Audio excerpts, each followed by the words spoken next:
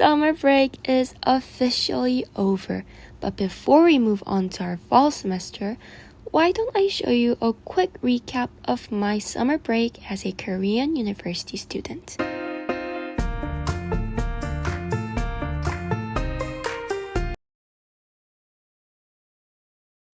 Now, I had 5 things on my to-do list for this summer, and let me show you that with this cool transition. Number 1 was trips, as in I wanted to have official friend trips this summer, okay? Not just hanging out or lunch or dinner. I wanted to plan and prepare for a trip. And wait for it, I succeeded! The first trip I took was to Ocean World, a water park in Korea. It was a 2-hour bus ride, so my friends and I had plenty of time to catch up during that, and when we arrived, we had a blast. Now, sorry for not having any aesthetic videos, as half the time I was trying to survive due to my lack of swimming skills. I had water constantly going into my mouth and up my nose, but at least enjoy this video of the sun glistening in the water. We still had lots of fun, and afterwards we went to the hotel and ate, played, talked, and slept. It was a perfect opening to my summer. The second trip was to the beach in a place called Gangneung. We had to take the express bus, which I've never been on before, so that was cool. The ride was about 3 hours, which was again great since these were friends I hadn't seen in a long time. We took pictures, chatted, made fun of our friend who fell asleep first, and it actually felt like a school field trip. Okay, let's admire the clouds together for a bit.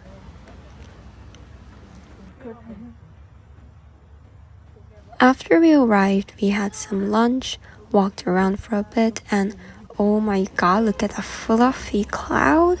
And I feel like the air was just so different and so refreshing from the city.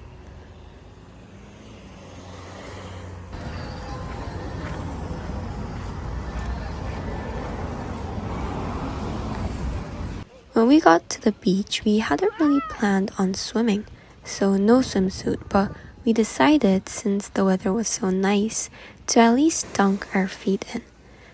And it was so relaxing to just stand there, looking onto the horizon, watching the clouds float ever so slightly, hearing the cool waves crashing into our feet. It was perfect. Aside from the occasional jellyfish that scared the living daylights out of us, but still, we had an amazing time. And afterwards, we went to a cute cafe where we talked about our lives, our dreams, and headed towards a local market to get some dinner. Although we almost missed the bus ride home due to our lack of judgment, I think I can happily check number 1 off my list. Now, number 2 was working out. And aside from results, I wanted to create a habit of exercising at least even 20 minutes a day. But if you look at the receipts, you can see I did not do well in the consistency department. However, I did start working out at least 4 days a week near the end, which for a person who never really worked out before is a big step forward. And I did end up losing about 2 kilograms, and I've been maintaining it ever since. So I don't care what you're saying, okay? I'm checking number 2 off my list as well. And speaking of consistency, let's move on to number 3, which is finishing the certification course. Now, I don't know if the term certification is the appropriate word for English. In Korea, I mean 자격증. So bar exams for lawyers or CPA for accountants. Now, this certification is probably going to be my job in the future, and for this specific course, it's one of the classes I'll be listening to in uni this fall semester, so it's kind of a one stone, two bird situation. I get closer to passing the certification case, and I have a little preview of the material I'll be learning in school. Now, I started in July, and this course is until September 2nd, so I have about 60 days. There are 33 videos in total, each video being about an hour and a half, so if the math is mathing, I should be done in roughly a month if I spare just an hour and a half of my day.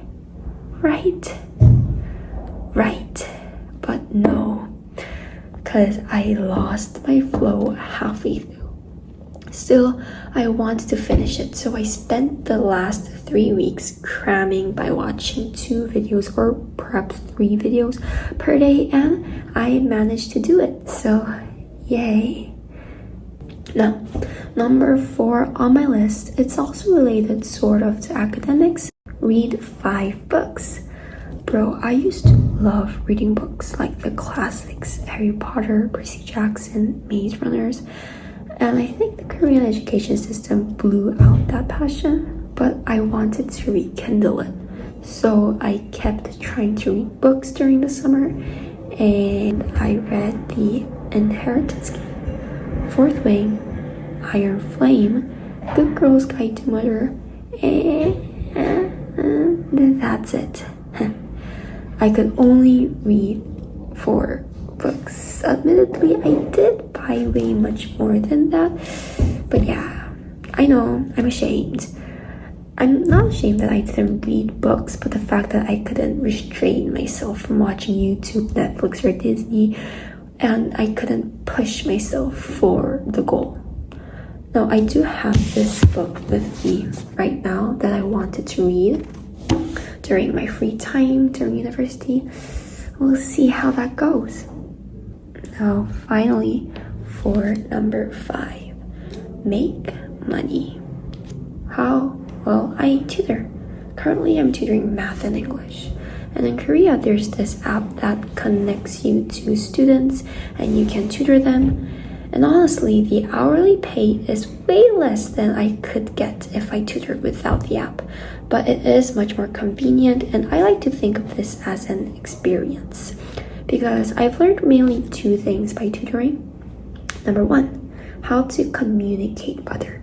I think I can now speak better, articulate my words and ideas more sophisticatedly, and I learned how to interact with people in general. But the second thing I want to focus on is about, indeed, money. Because for me, I don't really get allowances or pocket money. If I want something, I used to just ask my mom and dad, and they would buy it for me.